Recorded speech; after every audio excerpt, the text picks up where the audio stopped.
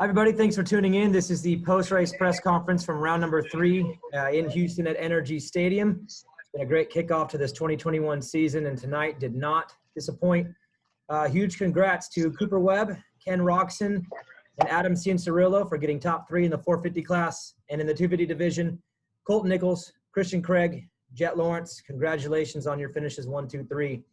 Cooper Webb, I'm going to start with you. Halfway through the race, you got close to Kenny. Kind of looked like you were trying to size him up, and then the lappers came into play. You lost a lot of time. At that point, did you still feel like you had a run in you? What was going through your mind, I guess, at that point? Because Kenny was able to get back over 3 seconds. What was your mind thinking at that time? What were you processing in that moment? Were you ready to make another run, or was it circumstantial, Cooper?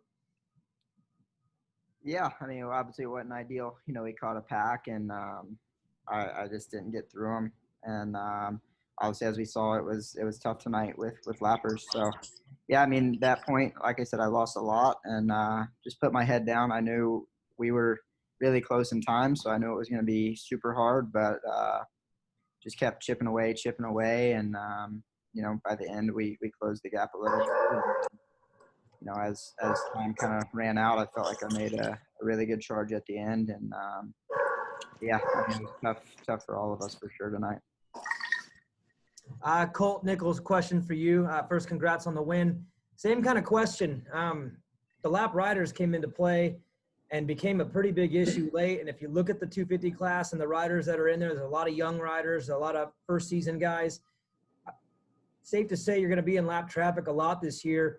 You played it well tonight. Is that something you're looking forward to navigating in the future? Because I think you guys are going to be living in lap riders for the majority of this 250 East Coast Championship. Yeah, I mean, I don't really think most of us are looking forward to that. But, yeah, something we're definitely going to have to face, I think, with, you know, a handful of guys out and some younger guys kind of filling the slot. So it made it tough for sure. It was tough on, you know, I'm sure Christian coming up on him first and trying to navigate where to go, and I was just kind of going where he wasn't. So it was tough. It felt like we hit lappers really early. I don't know what lap we hit them, but yeah, it was a little bit of chaos, and especially in the heat race, I went down and had to come through the pack, and it's a little scary back there. So yeah, just tried to play it smart, and was glad I was able to do that tonight. Awesome. We're going to kick things off with Dan Beaver of NBC Sports. Jason Wygant and Michael Antonovich, be ready. You guys will be right after. Dan? Sorry, didn't have a question ready. But for Christian, you now have 3 podiums starting off the season. How satisfying is this to have such a great start with the new team? Yeah, it's awesome. This is kind of right where I expect to be. Obviously, I had a couple years that were horrendous and filled with injury and just terrible results. So this is where I should have been a long time ago. And, you know, my real speed's coming out now. But I think it all just goes back to the bike, the team, the program I'm on. Just all that stuff comes together. And when you believe in it, it all clicks. Are you ready to – is this the start that it's going to take to win the championship? I mean, I think so. I've never been in this position before, so all I got to do is take it race by race and just put myself up front.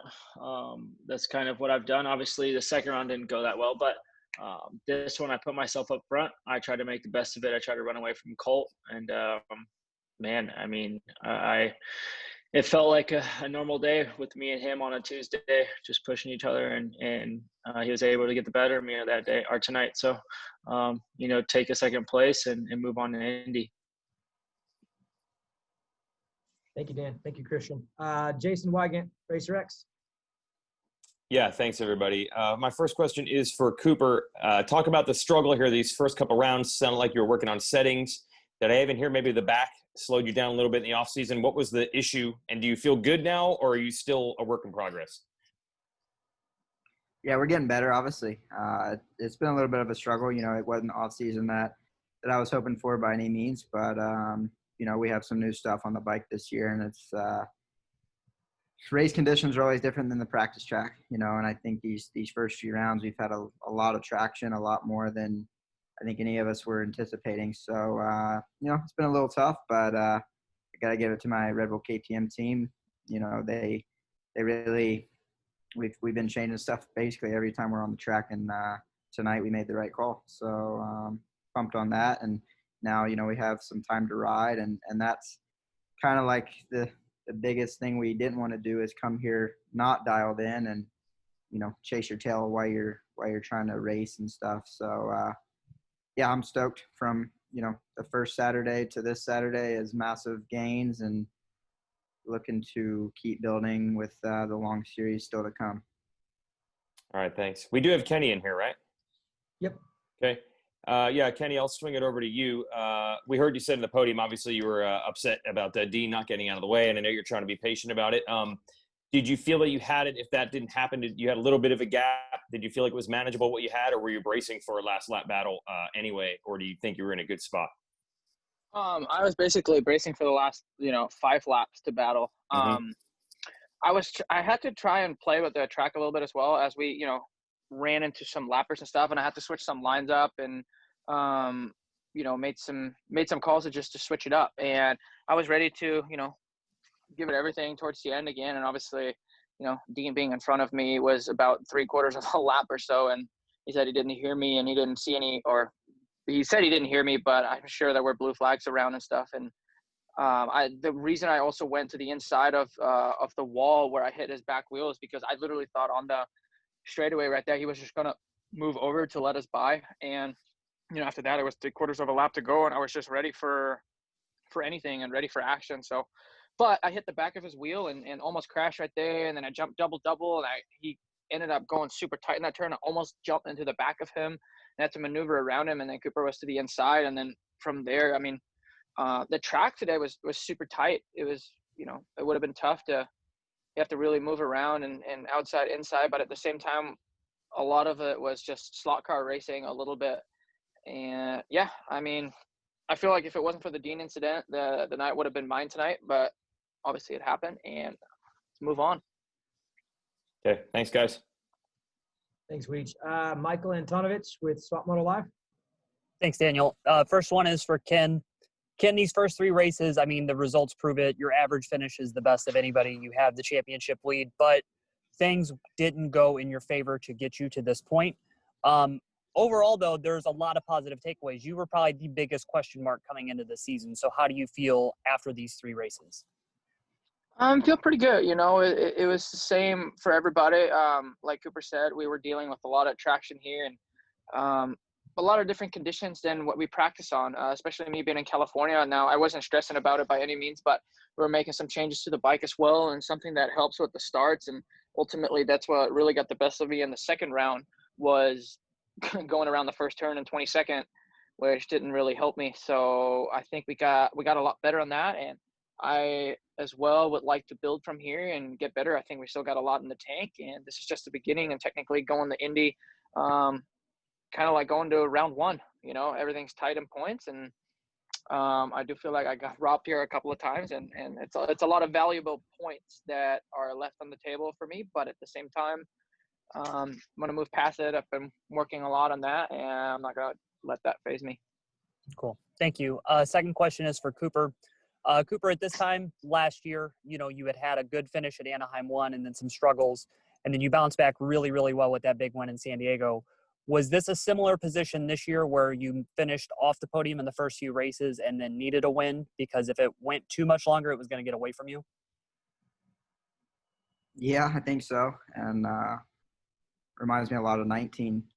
I was first 2 rounds kind of off the radar and got the win at the 3rd round. So feels similar to that. But I mean, it's stacked, man. As you saw these first 3 rounds, it's starts and not anyone, but it's track position and starts. And I think as we kind of go maybe to more series, they'll kind of tweak around with the tracks and get them to where we can hopefully get some better racing in and stuff. But yeah, I mean, you're in a good spot. It's still early, so it's going to be a lot of good and bad nights, and you just got to go with what you're dealt.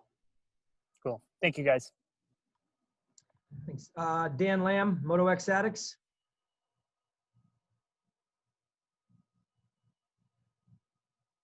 Unmute. Yeah, I'll start with Colt. during the first half of the race, you were kind of pacing, but somewhere around midway, you kind of switched from pacing to attacking. Was there a moment where you're like, I can win this, I need to go after it?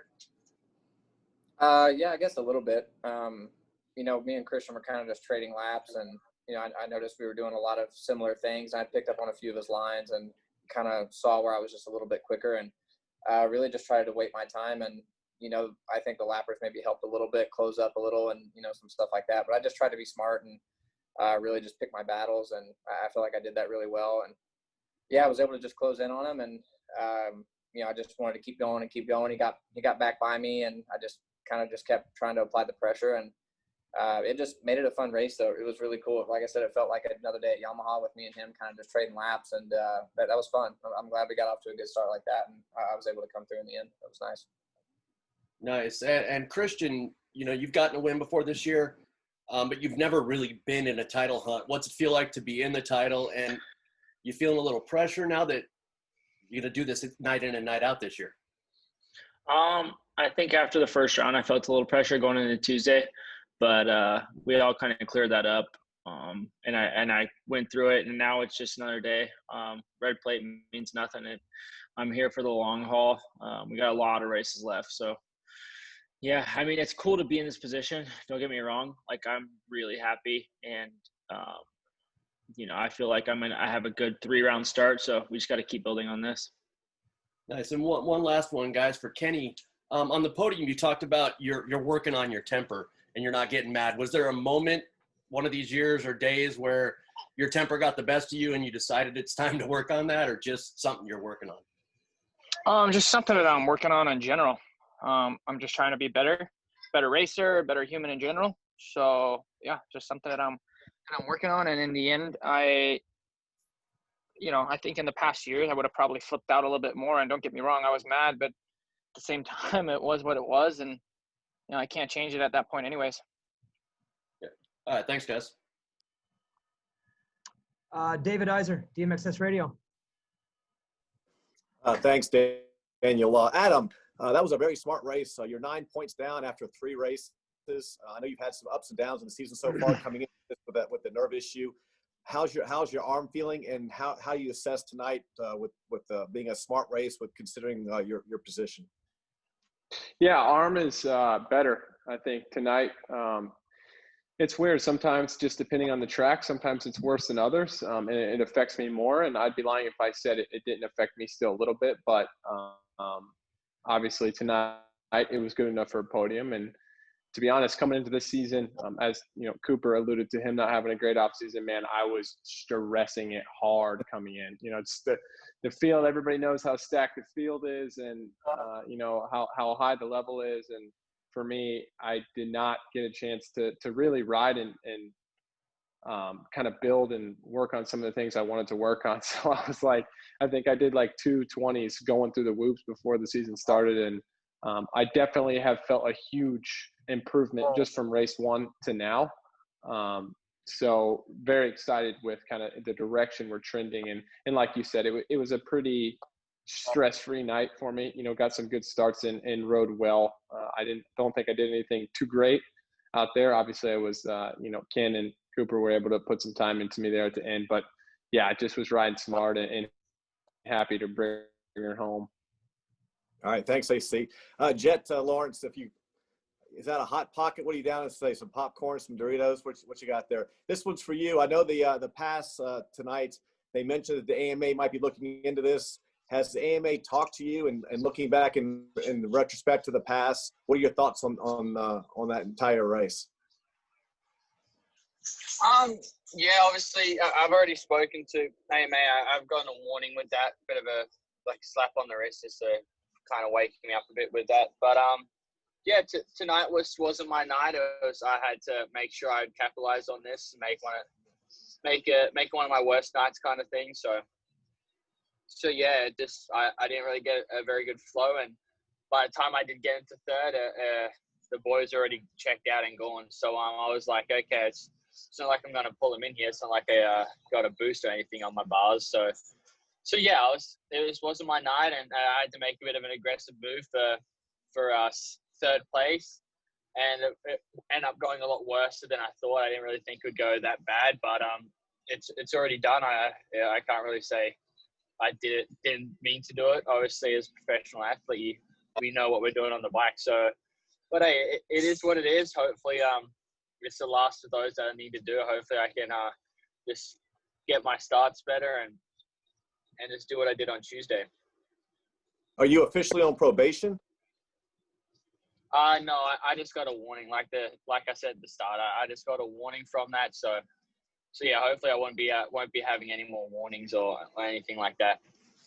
All right. Thanks, Jet. Back to you, Daniel. Thanks. Steve Giverson, Vital Mix. Jet, I think he spooked us pretty well in the final practice today. Talk about that crash and what kind of injury you had. We lost some competitors in the 250 class today. Yeah, the track was collecting some bodies today, and I was kind of one of them.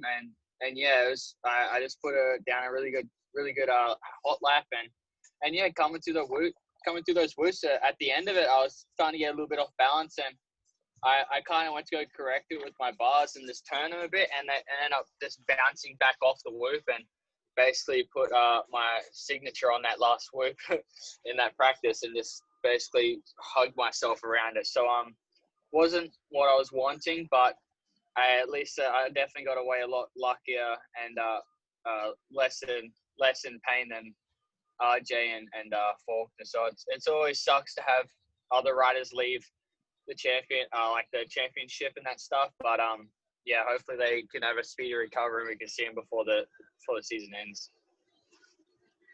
And then for Cooper, coming up toward the end of the main, watching what's happening in front of you, was there a plan, or is it just take advantage of what happened around you? Yeah, I mean, there wasn't much of a plan, like you said. I mean, really until the last 5, I was still kind of chipping away. So, I think it was more of I just kind of went for it, found some lines and just tried to put some really good laps in at the end. And I mean, I got close, but yeah, not really a plan. I mean, it was honestly a little, like I said, we were kind of doing the same lines and the same kind of things. So, I just wanted to get close, and when you get close and pressure and with the fans back, it can lead to mistakes. But, no real plan, just get close. And when you get close, I just tend to kind of play it out and see what needs to be done. Thanks. Dark Side, Moto X Pod. What's up, guys? Kenny, I'll go to you first. Coming into the season, we all obviously kind of question how your health is going to be. Last year, there were some good races, some not so good races. Through 3 races, you seem like you're on point. How do you feel compared to last year when racing 3 times in a week? Yeah, it's good. I mean, obviously, it helps out a lot not being at elevation.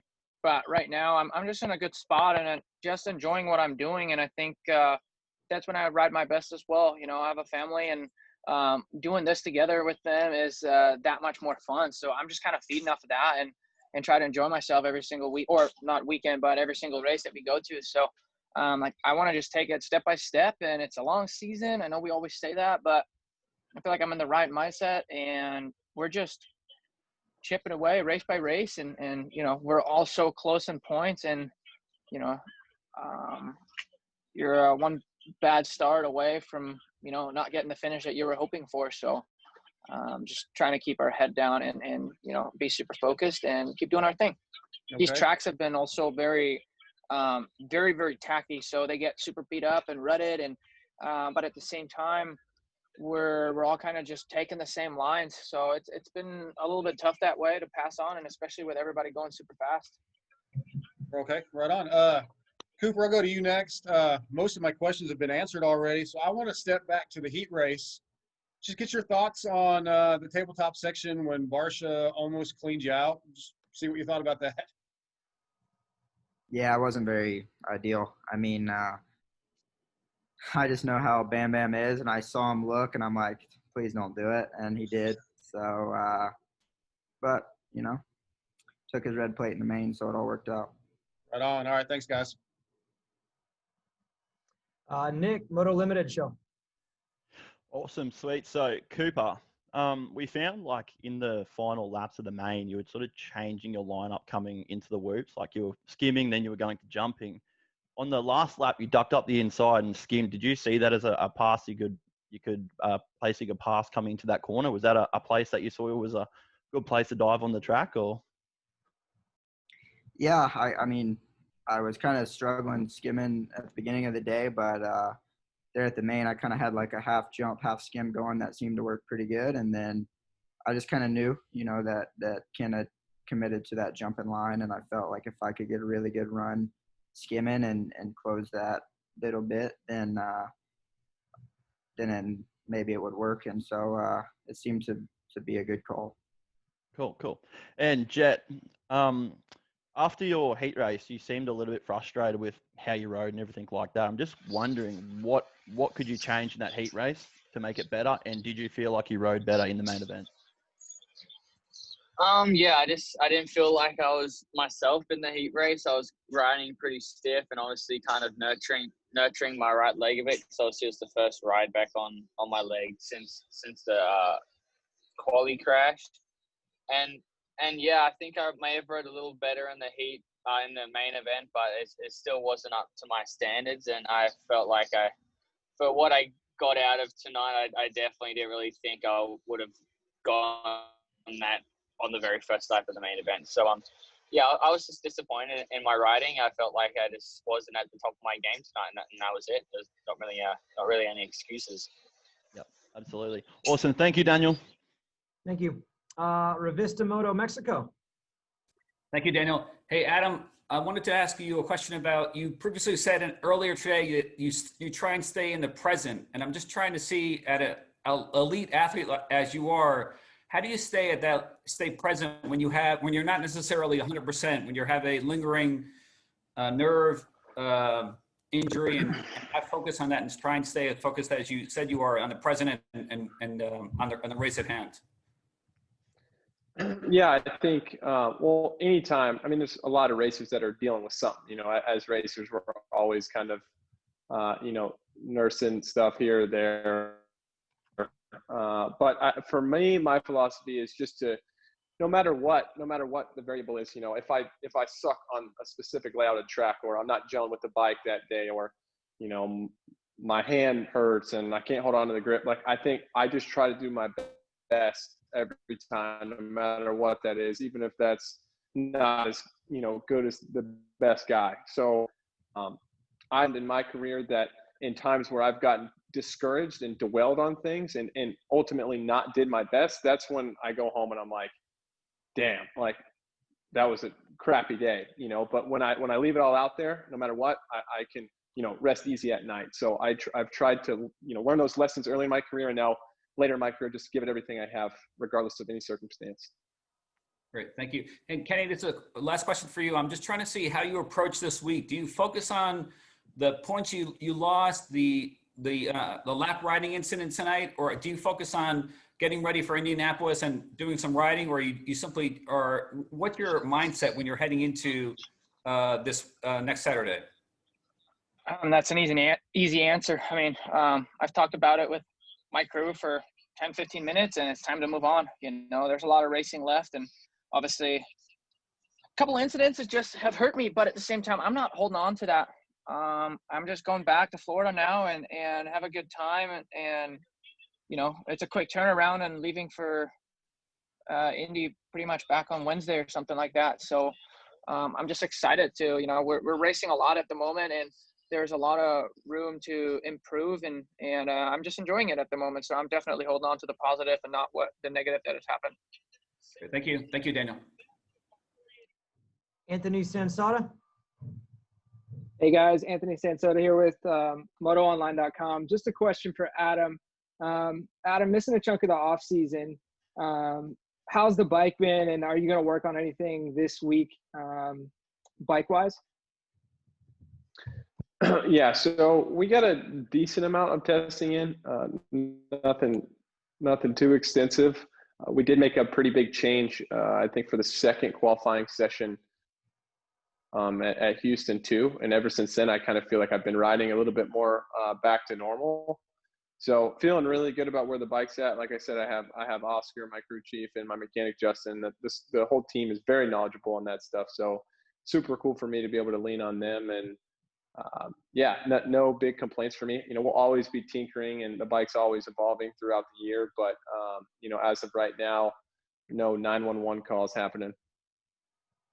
Nice, thanks, Adam. Back to you, Daniel.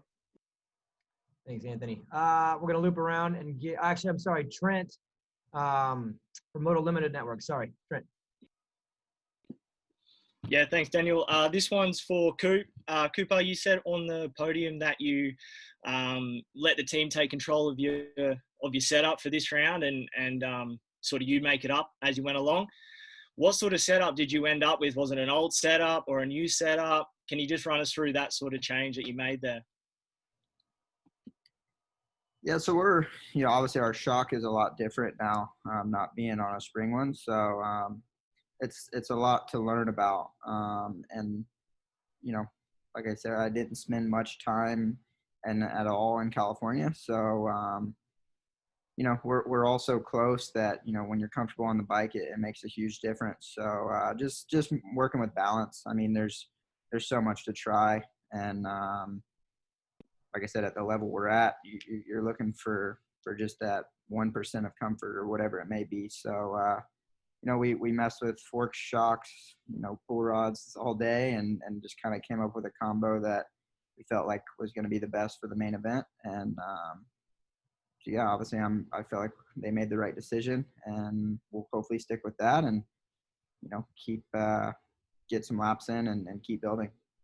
Yeah, hopefully another win for the next round. Thanks, Dan. Thank you. We'll sneak two more in. Dark Side MotoX Pod, and then Weege will close it out for us. Dark Side. Colt, just curious, man. I kind of feel like some of us anyway, overlooked you a little bit coming into the season. Was there any added motivation? Because you're obviously those of us that did overlook you, we probably think we look like fools right now.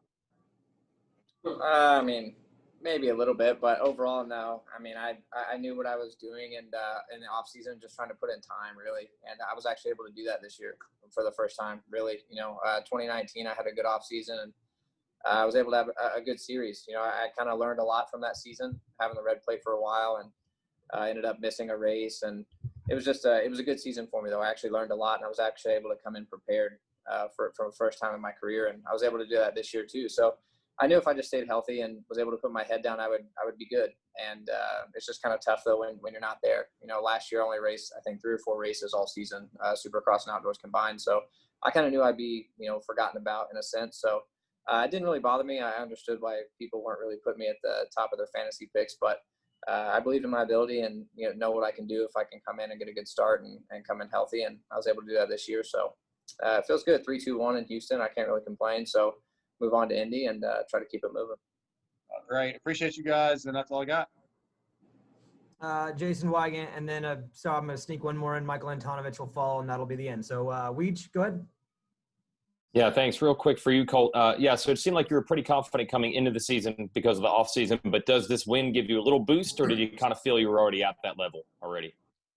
I mean, I think a win always kind of gives you a little bit of a boost, just kind of proving to yourself that you actually can win. So it's just a good feeling. But I was happy with where I was, 3-2 on the first 2 races, and I felt like I was riding well, just wasn't putting myself in a great position off the start on the first 2 races. And I was able to do that tonight and just kind of haunt Christian around the whole main, and we were just kind of trading laps. So yeah, it does give me a little boost, and feels great. We'll be sharing the red plate, which will be kind of cool for the team going into Indy. So yeah, I'm looking forward to it. Michael Antonovich. Cool. Thank you, guys. This one will be for Adam. Adam, you've been part of opening ceremonies through all these races and everything, and we've heard everybody talk about on the podium how nice it is to have fans back again. What is that element like for you guys, especially after 7 races in Salt Lake City at a completely empty stadium? Does it really amp you guys up the way that you say?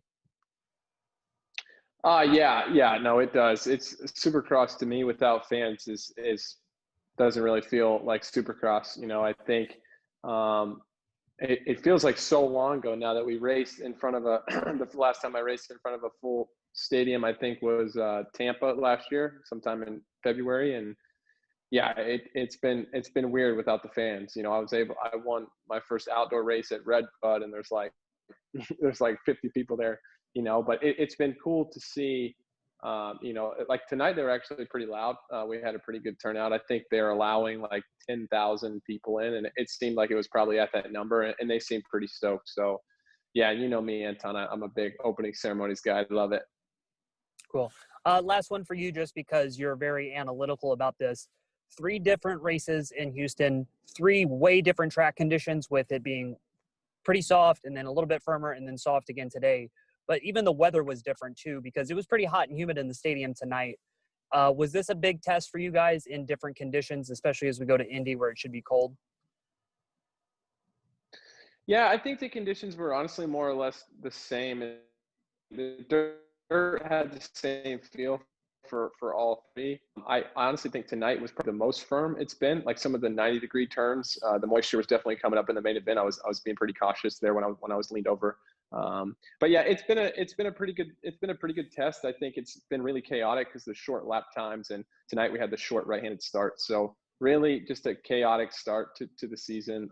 Like you said, kind of guys all over the place. You know, I've won 4, 12, 3, and I think I'm like 9 points back. So pretty dang good considering. So yeah, I think yeah, I'm just excited to get out of Houston and go ride some different dirt, to be honest with you. Cool. Thanks, guys. Thanks, guys. One more, best for last. Jenny, sorry. Hi, guys. One for Cooper. You mentioned that you were riding with air shock. Talk us through how much testing have you done with it, and what made you choose the air shock, and what are the differences compared to the spring shock? Yeah, it's quite a bit different, that's for sure. I mean, immediately I liked it a lot.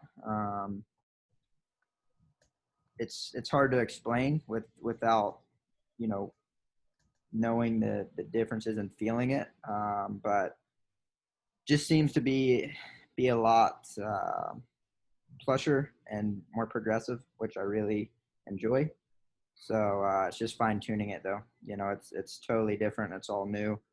I mean, I think the KTM GP guys wrote it at the end of the year for outdoors and GPs, but that's it. So, you know, it's all new from when Duns wrote it back in the day, and, you know, we're still working on it. I mean, yeah, we're just trying to improve it as much as we can, but we feel like it's still a better package in the spring. So, yeah, a lot different, untraditional, but seems to have some good qualities.